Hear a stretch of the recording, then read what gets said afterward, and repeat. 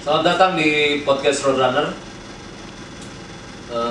Di sini saya coba akan ngobrol sama salah satu pengendara motor yang memang sudah rutin melakukan kegiatan di Kota Bandung, yang memang kegiatan ini sangat digandrungi sama anak-anak muda, yaitu kegiatan Sunmori. Sunmori di sini memang masih ada pro dan kontra di mata masyarakat Kota Bandung. Nah, untuk lebih detailnya saya coba ngobrol sama salah satu pengendara yang memang berkegiatan Sunmori. Di sini saya mengundang Rifki Falevi. Selamat datang, Bro. Ya. Gimana? Sunmori masih rutin dijalanin kegiatannya?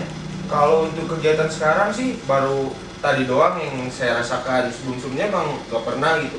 Karena pas lagi rame-ramenya terus turun wabah COVID ini, kegiatan Sunmori kayak model KFC gitu kan, biasa tempat-tempat ngumpul, jadi udah nggak diadain gitu. Situ ya udahlah, istilahnya vakum dulu untuk beberapa bulan ke belakang dan baru jalan lagi tadi. Tuh. Oke. Sunmori itu apa, Bro? Sunmori nih, kalau menurut saya yang saya tahu sendiri, kalau Sunmori itu singkatan dari Sunday Morning Ride.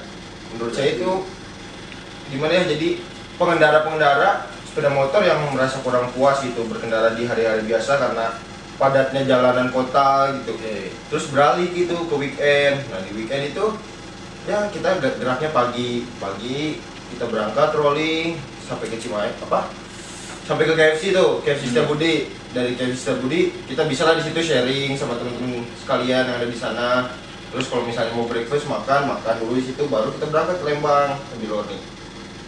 Nah, udah di Lembang itu ya paling kita cuman gimana ya, bisa dibilang juga sama juga sih kayak tadi sebelum-sebelumnya, rolling sama di sana juga makan juga, kalau nggak ngopi ngobrol-ngobrol sebentar, baru kita balik lagi turun. Oke.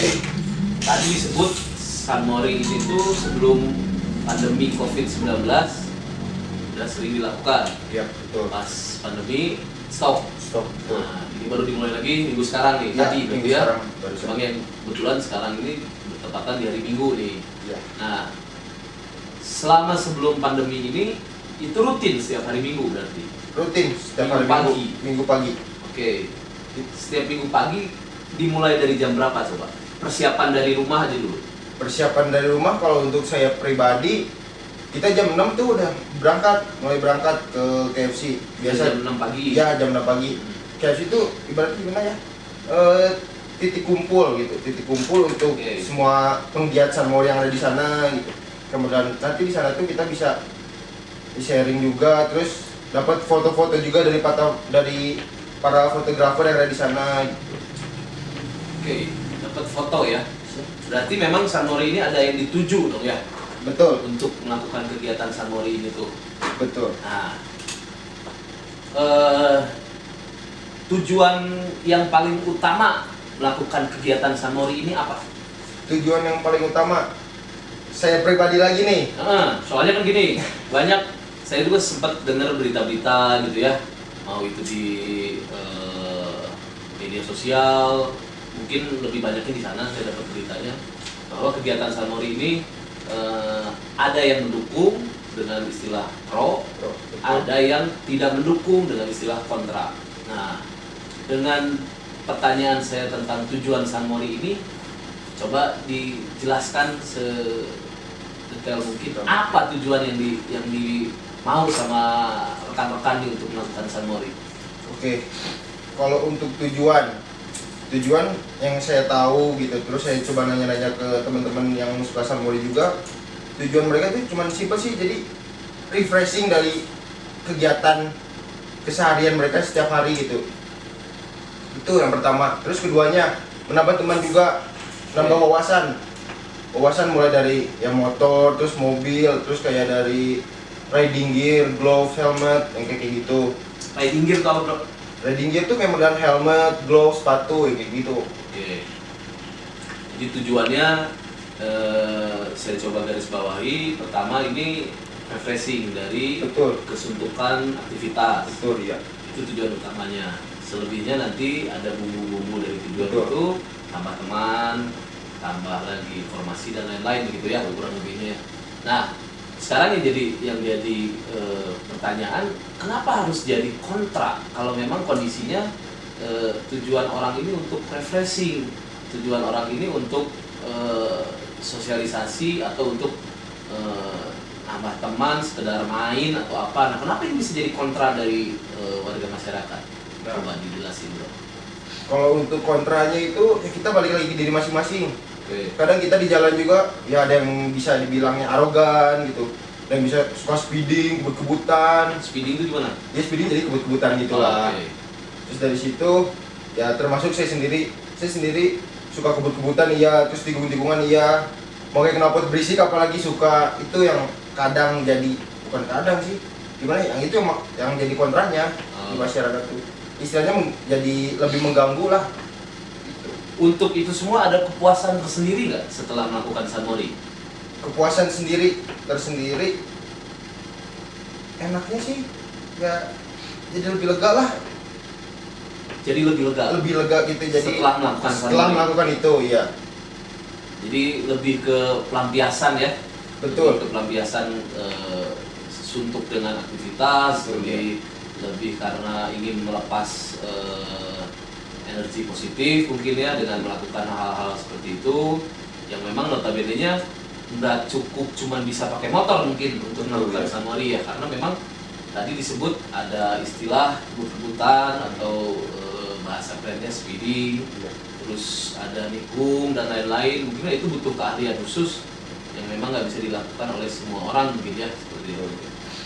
Nah, sekarang untuk melakukan Sunmori otomatis ini orang-orang tuh jadi punya asumsi bahwa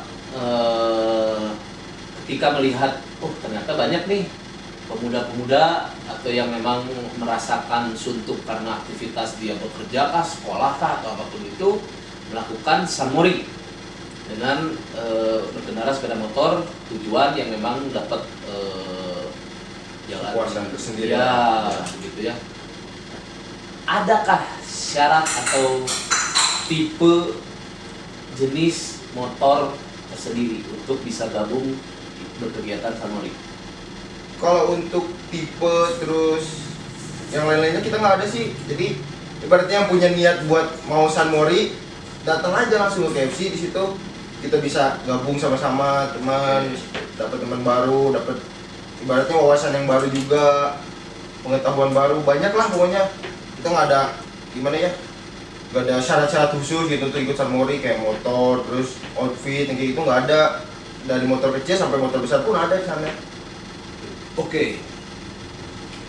Dari tadi saya dengar selalu diucapkan bahwa berkumpul di salah satu restoran makan cepat saji ya, yang memang notabene-nya sudah dikenal sebagai brand KFC. Ada kerjasamakah dengan restoran tersebut sehingga setiap kumpul itu harus dilakukan di sana? Kalau yang saya tahu untuk kerjasama mungkin ada, karena hampir setiap bulan itu di sana ada kayak model event kecil-kecilan gitu. Oke. Khusus untuk yang kayak modelan ya penggiat Sunmori kayak saya gitu, kayak modelan dapat diskon makanan, minuman, kayak gitu pasti ada kalau setiap bulan gitu. Terus live musik juga. Memang difasilitasi sama Betul, restoran ya, tersebut ya. difasilitasi. Oke. Nah, dari persyaratan tadi yang memang notabene-nya tidak ada syarat khusus untuk gabung di Sunmori. Tapi dengan kegiatan Sunmori ini otomatis pengendara harus bisa dong mengikuti apa yang dilakukan sama rekan-rekan yang sudah mengikuti jalan gaya. lebih dahulu gitu ya. Nah, mereka itu belajarnya dari mana sampai bisa memberanikan diri untuk gabung terus bisa mengikuti langsung? Apakah memang ada istilahnya diadakan acara khusus untuk latihan bersama? Nah, yang pertama tuh modal nyali. Ketika kita berani, kita bakal bisa mengikuti rekan-rekan yang di depannya. Walaupun kita pakai motor kecil, kita bakalan bisa menyeimbangi rekan-rekan kita yang pakai motor besar gitu. Terus yang kedua, kalau untuk kayak latihan-latihan khusus gitu ada sih. Cuman saya sendiri juga belum pernah ikut gitu. Kayak yang saya tahu ada track day. Track day biasanya di Gerimang, Subang. Gitu. Terus kalau untuk untuk hal yang lainnya mah kita ibaratnya lebih ke mengikuti alur yang ada. Oke. Nah, sekarang kalau misalkan kita bicara nyali nih. Contoh misalkan saya tertarik nih pengen ikut Sanmori, punya niat nih. Wah, pengen ikut Sanmori nih. Bicara nyali, oke, saya berani lah bawa motor ngebut misalkan ya. Terus perihal nanti di jalan saya harus ngikutin siapa yang di depan saya, atau misalkan saya harus memang di depannya mereka atau mau seperti apa. Jadi itu istilahnya berbaur begitu saja. Betul, berbaur Tanpa harus ada aturan bahwa misalkan ada koordinatornya nih, saya di depan, nanti ada di belakang ngikutin, terus nanti ada yang ngebantu lagi di belakang buat mantau atau seperti apa gitu, nggak ada. Nggak ada seperti itu. Jadi ketika kita punya tujuan untuk ke satu titik, ya kita walaupun kita kepisah tetap tujuan kita ke sana gitu. Nggak ada kayak modelan apa yang di belakang gitu nungguin Iya. yang ketinggalan, nggak ada. Jadi nggak bisa dibilang sebagai konvoy dong ya. Bukan. Jadi kita lebih berbaur dengan pengendara yang lain ya, Iya. karena tidak konvoy sifatnya ya. Nah, sekarang balik lagi ke urusan yang kontra dengan warga masyarakat. Hal pahit apa yang udah pernah dirasakan atau yang pernah terjadi dari efek komplainan warga masyarakat yang memang notabene-nya otomatis warga setempat yang dilalui oleh rekan-rekan untuk melakukan Sanmori gitu kan. Nah, apa nih kesan paling pahitnya nih? Saya sendiri pernah ditimpuk. Oke. Untung itu ketika saya lagi jalan, keadaan lagi sekitar 70-80 km per jam, ada yang menimpuk saya warga. Kebetulan pas saya lagi jalan gitu, si batu nggak kena ke saya, di depan saya gitu melewat. Itu yang pengalaman pahit yang saya rasain. Terus kalau dari teman-teman saya sendiri, saya pernah dapat info ada yang istilahnya hampir diserang lah sama ojol-ojol gara-gara knalpot berisik. Diserang sama Ojol gara-gara knalpot knalpot berisik. berisik ya. Oke. Yang saya tahu, saya juga kurang tahu itu sebenarnya penyebab utamanya apa, cuman yang saya nangkep ya karena knalpot berisik itu. Karena knalpot berisik. Nah, sekarang untuk rekan-rekan penggiat Sanmori, ada rasa khawatir nggak ketika kejadian-kejadian kontra seperti ini yang terjadi di lapangan? Maksudnya khawatir dalam arti ketika kita mau melakukan kegiatan Sanmori ini, pas mau kita berangkat, ada nggak perasaan khawatir, takut terjadi A lah, B lah, C lah, kayak tadi misalkan contoh ditimpuk warga lah, atau istilahnya diserang warga lah, atau apapun itulah yang memang sifatnya lebih ke kontra dengan kegiatan Sanmori. Ada nggak rasa khawatir itu? Kalau untuk dari pertama kita berangkat dari rumah untuk melakukan Sanmori, kita nggak ada rasa takut gitu, rasa takut untuk kayak bakalan ditimpuk warga gitu. Cuman ketika kita udah di jalan, ya kita mengikuti aja di jalan kayak gimana. Misalnya yang lain pada ngebut, ya kita ngikutin ngebut gitu. Itu udah bisa dibilang bukannya nggak takut mah ada. Cuman ya kita berusaha semaksimal mungkin buat ngilangin rasa takut itu. Oke, jadinya kayak kucing-kucingan ya. Betul ya, kayak kucing-kucingan. Jadi bisa dibilang ini sebagai uji nyali ya. Iya. Karena tadi salah satu hal yang memang kita memberanikan untuk ikut kegiatan Sanmori ini, salah satunya adalah nyali.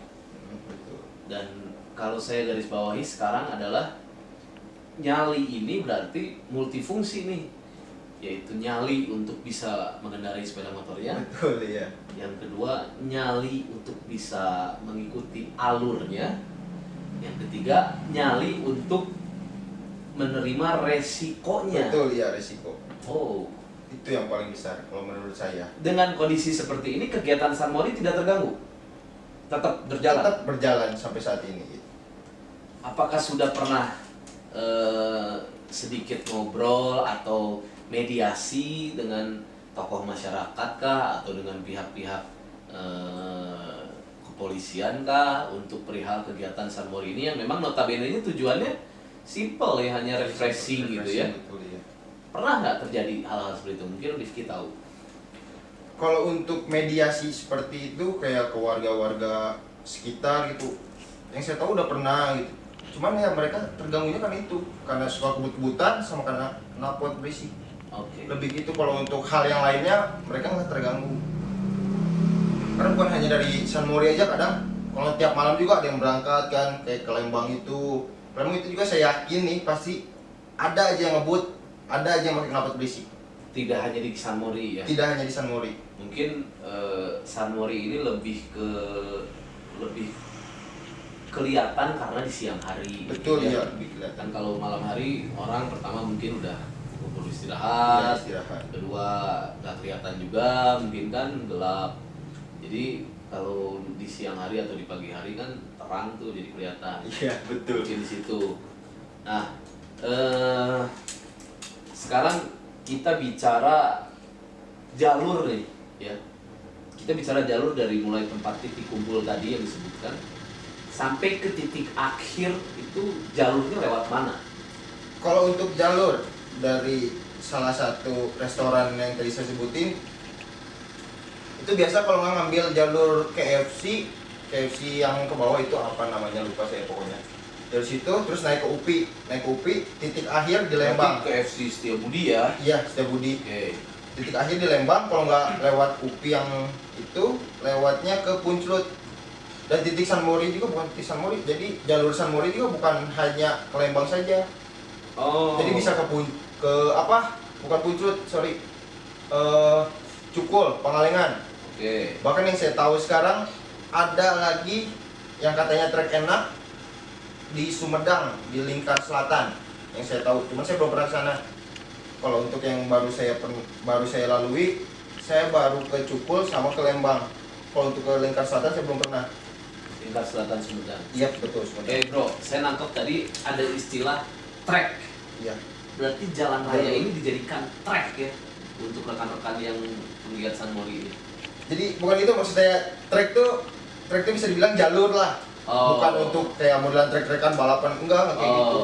Jadi ada istilahnya. Istilahnya, iya, istilah di sebutannya. rekan San Mori untuk jalur itu disebutnya trek. Trek, Ya. betul ya. Oke. Jadi kita juga kalau misalnya di jalan kita nggak selamanya kayak ya yang saya nangkep nih banyak orang-orang yang bilang kita balap-balapan di jalan. Kita nggak balap-balapan di jalan, kita cuman ya istilahnya kebut-kebutan iya, cuman tetap kita bakalan patuh sama rambu lalu lintas karena itu benar-benar yang ketika kita melanggar ya risikonya sangat fatal. Itu terus dari safety riding, alhamdulillah saya sendiri bisa safety riding, kemudian helm, sarung tangan, sepatu kita bakalan pakai semua itu dengan San Mori. Safety riding. Nah, sekarang kita bicara safety riding karena untuk San Mori ini cakupannya cukup luas. Betul ya, sangat Ada luas. beberapa poin yang memang ini jadi menarik ya. Tadi ada istilah jalur itu disebutnya trek. Tadi ada istilah lagi speeding. Speeding dalam arti itu kebut-kebutan. Betul ya. Terus sekarang ada istilah lagi bisa dibilang tadi safety riding. Nah, untuk standar safety riding bisa dibilang ini sebagai wah ini masuk kualifikasi standar nih safety riding. Apa nilainya dari situ? Misalkan yang menjadikan standar ini apa? Apakah helmnya harus begini, misalkan, atau sarung tangannya harus begini, atau sepatunya harus begini, bahkan jaketnya harus begini. Dan cakupan si safety riding ini kan tidak hanya peralatan yang kita pakai gitu ya, tapi lebih ke cara berkendara, terus lebih ke menguasai track mungkin yang tadi disebut sebagai jalur. Nah, safety riding ini kan sangat luas nih. Nah, ini standarnya seperti apa? Standarnya memenuhi safety riding ini. Oke. Kalau untuk standarnya, kalau untuk dari helm ya asal ada SNI-nya aja. Kalau udah ada SNI-nya istilahnya lebih teruji lah.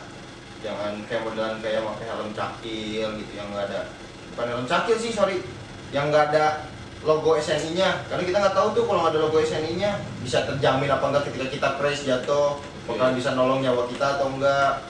Terus kalau untuk dari sarung tangan ya usahakan sebisa mungkin yang berprotektor gitu, karena kita nggak tahu di jalan kita jatuh kayak gimana. Terus jaket kita nggak ada batasan untuk pakai jaket inilah itulah, asal bisa melindungi tubuh kita sendiri dari terpaan angin gitu kayak di jalan, itu udah cukup. Terus sepatu juga nggak perlu yang mewah-mewah lah, sepatu yang biasa aja juga udah bisa. Istilahnya nggak ada kualifikasi khusus lah untuk bisa samurai kayak gitu. Oke, sekarang sudah pasti menuju ke poin safety riding ini, kita harus benar-benar menguasai track. Kita harus benar-benar menguasai track supaya kita bisa mematuhi aturan, ya. Yang dimana memang jalanan di kita ini, khususnya di Indonesia, sudah diatur di perundang-undangan. Betul ya. Bahwa kalau kita berkendara di jalan raya ini ada yang jalur kita bisa mendahului kendaraan lain, ada yang tidak bisa mendahului. Terus misalkan ada tikungan tajam, ada tikungan yang biasa-biasa aja, misalkan ada tanjakan, ada pulunan, itu semua kan sudah ada rambu dan memang dilindungi oleh undang-undang gitu ya. Betul ya. Nah, untuk semua sudah paham dengan aturan yang dibikin di jalan raya seperti itu. Saya harap sih untuk rider-rider San Mori itu ya harus paham lah istilahnya sama rambu-rambu yang ada di lalu lintas kayak gitu.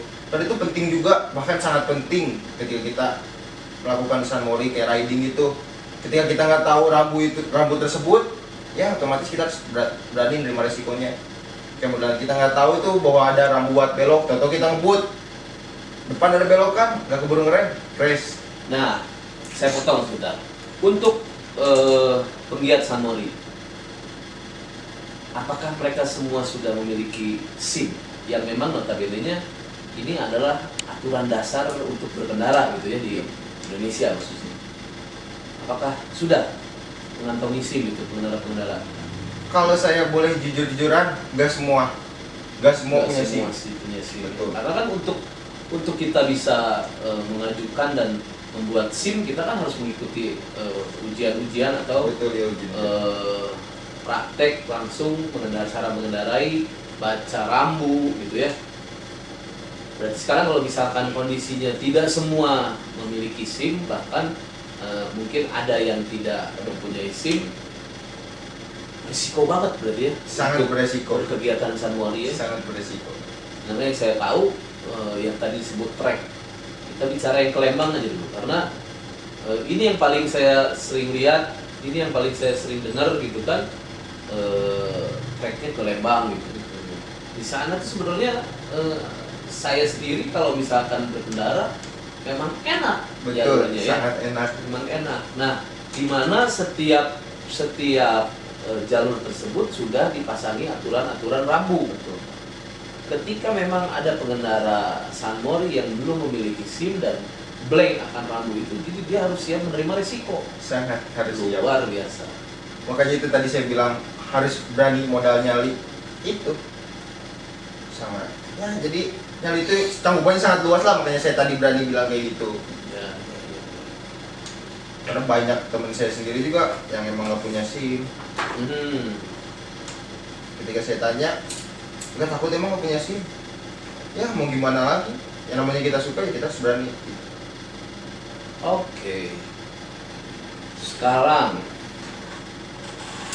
untuk San Mori nih, kita bicara San Mori lagi karena ini tuh menurut saya pribadi sih kegiatan San Mori ini tujuannya sebenarnya positif saja ya. Nggak ada tujuan yang memang jadi berkesan negatif gitu ya. Kalau memang San Mori ini tujuannya berkesan negatif, pasti kegiatan San Mori ini tidak akan bertahan lama gitu kan. Nah, di sini hanya punya kendala-kendala dari komponen warga masyarakat setempat. Nah, untuk San Mori ini, kira-kira Bro Rifki ini tahu nggak kapan nih pertama kali San Mori diadakan di, kita bicara kota Bandung aja ya, karena kan memang domisili kita di kota Bandung nih. Karena saya dengar kata San Mori itu udah lama banget, Bro. Udah lama banget. Nah, jadi saya juga pengen tahu kapan sih asalnya permulaan San Mori ini bisa terlaksana atau bisa jadi satu kegiatan rutin sampai detik ini, itu kapan kira-kira? Kalau untuk itu saya kurang tahu kapan-kapannya. Jadi saya juga kenapa mulai suka San Mori, karena saya diajak sama teman ketika 6 bulan atau 8 bulanan yang lalu lah, temen ngajak saya, ayo ikut minggu pagi kita riding mana, udah ikut aja teman. Saya ngikutin sampai titik kumpul, wah ternyata kayak gini asik juga, yang bikin gak bosen. Kalau menurut saya di situ pemandangannya bukan hanya motor kecil, dari sisi ya kayak model sisi 110 atau 100, bahkan sampai yang paling terbesar 1000 cc ada di situ. Itu yang buat saya nggak bosan, makanya saya jadi suka sampai sekarang. Oke, berarti kalau begitu kondisinya penggiat San Mori ini sudah dipastikan hobi mengendarai motor. Betul ya. Sudah dipastikan hobi berkendara. Apakah pernah sekali-sekali atau misalkan ada kegiatannya yang memang yuk kita jajal sirkuit resmi nih di Indonesia, misalkan yang Indonesia tuh sirkuit ada di Bogor ya, Sentul ya. Nah, pernah nggak kepikiran atau memang pernah terlaksana? Kalau untuk saya pribadi sempat kepikiran pengen sana, cuman kalau untuk rekan-rekan saya emang ada yang hampir setiap bulan ke Sentul gitu. Untuk saya belum sempat nyoba, cuman sempat kepikiran pengen ke sana, karena ketika saya ke sana ke Sentul saya kudu siap gitu istilahnya. Kudu siap badan, siap mental, dan siap ketika motor rusak. Itu yang saya belum siap. Yang ketiga hal yang saya belum siap. Motor rusak ya. Betul. Di situ bisa digaris bawahi lagi nih. Nyambung lagi ke yang awal. Ketika motor rusak. Tapi dengan cara sirkuit kayaknya udah jadi satu keharusan untuk coba jajal yang namanya sirkuit resmi nih, supaya bisa ngerasain benar-benar saya bilang sih ini bisa dibilang adrenalin ya. Betul, sangat Karena adrenalin. tapi ini juga nggak bisa dijadikan satu hal yang sama, adrenalin di jalan raya dengan adrenalin di sirkuit langsung. Karena kenapa rekan-rekan melakukan di jalan raya juga berarti kan ada adrenalin juga di sana yang memang hanya rekan-rekan yang melakukan lah yang bisa merasakan gitu kan. Kalau di sirkuit sudah jelas adrenalin karena pertama resiko tidak ada. Tidak ada rambu-rambu lalu lintas, tidak ada warga masyarakat, tidak ada aturan dari kepolisian dalam arti ada marka jalan kah, atau misalnya ada yang kita nyusul harus dari sini, nyusul harus dari sini gitu kan. Kalau di sirkuit nggak ada, kita benar-benar gas gitu kan, cuman tinggal kembali lagi ke kemampuan kita untuk menguasai kendaraan dan sirkuitnya gitu kan. Karena kalau misalkan nggak dikuasai di kedua belah barang tersebut, dalam arti kendaraan dan sirkuit, kayaknya bakalan pertama mungkin ketinggalan, kedua mungkin jatuh ya, terus ketiga kapok mungkin karena wah begini nih rasanya di sirkuit gitu kan.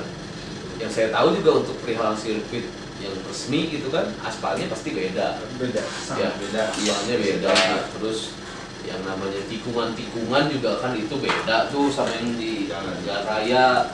Kalau di sirkuit kan nggak ada istilah jalan bergelombang gitu kan, atau jalan berlubang gitu. Oke, nah harus tuh bro, nanti infoin ke kita nih kalau misalkan kondisinya Bro Rifki udah pernah menjajal sirkuit. Sekarang saya mau nanya perihal kendaraan yang digunain sama Bro Rifki. Otomatis kendaraan ini tidak dibeli hanya untuk San Mori dong. Betul. Nah, sekarang Bro Rifki ini pakai kendaraan apa? Sebelumnya kita cas dulu, cas. Oke. Santai.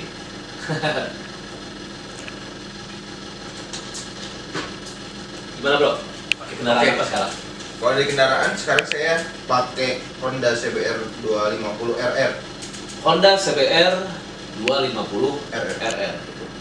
Sebentar. Ini buat Honda nih harusnya kasih apresiasi nih buat pengendara yang memang menggunakan produknya demi mencapai tujuan dan adrenalin. Ya, Betul ya. kenapa milih Honda CBR 250? Kalau ditanya kenapa milih Honda CBR 250 RR, yang pertama saya suka dari tampilannya. Suka dari tampilannya. Oke. Yang kedua dari akselerasinya. Kedua dari akselerasinya. Yang ketiga, wah, harganya nggak terlalu jatuh ketika saya mau jual second. Yang ketiga, harga nggak terlalu jatuh kalau saya menjual second. Betul. Aduh, ini PR nih untuk Honda nih. Honda tolong dicari tahu nih buat Bro Rifki sudah mempromosikan secara gratis. Kalau Honda ini akselerasinya enak, terus Betul. harganya nggak jatuh, gitu kan? Betul. Tapi kalau misalkan kondisi kita pakai motor yang notabene-nya kita bicara gini aja, yang akselerasinya mungkin jauh dari kata enak, bisa naklukin nggak kira-kira Bro Rifki ini untuk menjajal kegiatan? Saya di jalan juga nggak selamanya saya suka kebut-kebutan, nggak selamanya saya suka ibaratnya nikung-nikung kayak gitu. Semuanya juga ada waktunya lah. Ketika jalan kosong ya, kalau saya pengen ngebut ya ngebut, kalau enggak ya udah santai aja bawa motor. Berarti kondisinya ketika mengendarai kendaraan yang dibilang akselerasinya jauh dari kata enak juga masih tetap bisa dijajal sih sama Bro Rifki ya. Oke, berarti untuk San Mori ini saya sudah dapat jawaban banyak nih ya. Bahwa kesimpulannya begini. Pertama, San Mori ini menurut saya hasil ngobrol dengan Bro Rifki ini kegiatan positif. Kedua, San Mori ini bertujuan hanya sekedar untuk refreshing. Melepas penat. Yang ketiga, San Mori ini tidak ada batasan untuk pesertanya. Peserta dalam arti siapapun yang mau ikut gabung kegiatan San Mori itu bisa-bisa aja. Selama memang memenuhi standar keamanan untuk dirinya sendiri gitu ya.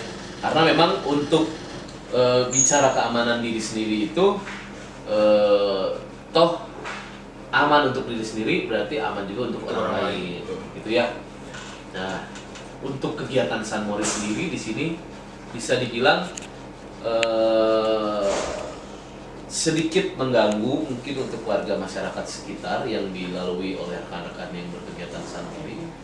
Tapi kalau saya pikir lagi juga dari keganggunya ini pun tidak berdampak apapun ke warga masyarakat. Selama memang semuanya dalam kekuasaan atau dalam kondisi terkontrol untuk melakukan kegiatan San Mori yang memang notabene-nya untuk kekuasaan ataupun untuk mengontrol itu larinya kita harus safety riding. Ya, kekuasaan di sini dalam arti kita menguasai kendaraan gitu ya. Kita menguasai jalur atau trek gitu kan.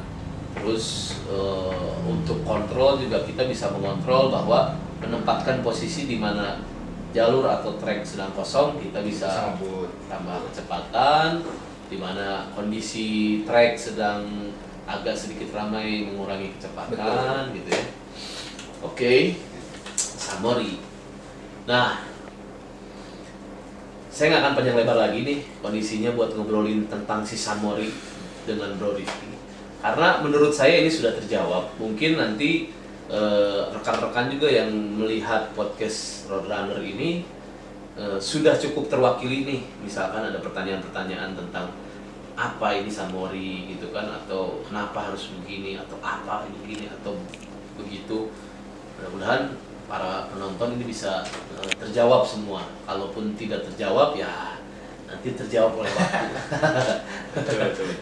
Sekarang saya tanya terakhir, kesan dan pesan Bro Rifki untuk penonton podcast Roadrunner, Kalau untuk kesan, atau untuk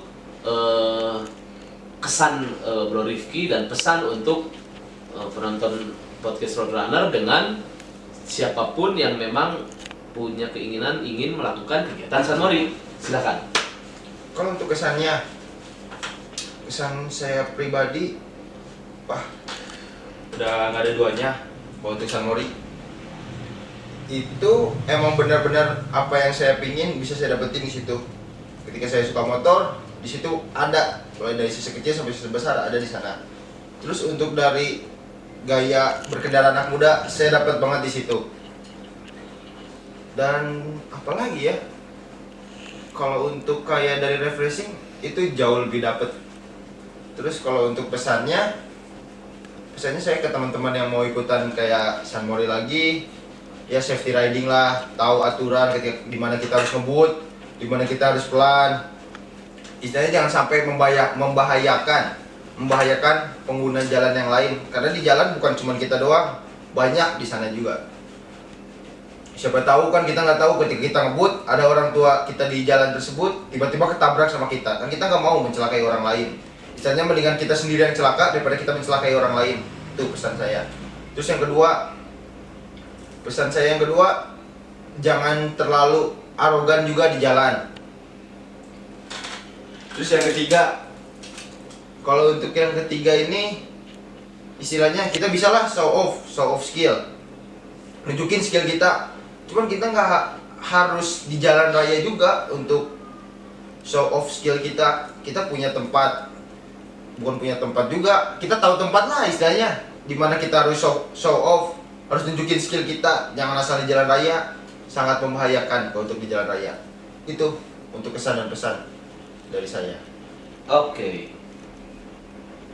Terjawab sudah semua tentang Sunmori, meskipun memang kondisi mungkin saya nggak bisa mewakili semua pertanyaan warga masyarakat atau siapapun yang ingin mencari tahu tentang Sunmori, tapi setidaknya dengan adanya podcast Roadrunner untuk membahas Sunmori ini bisa mewakili.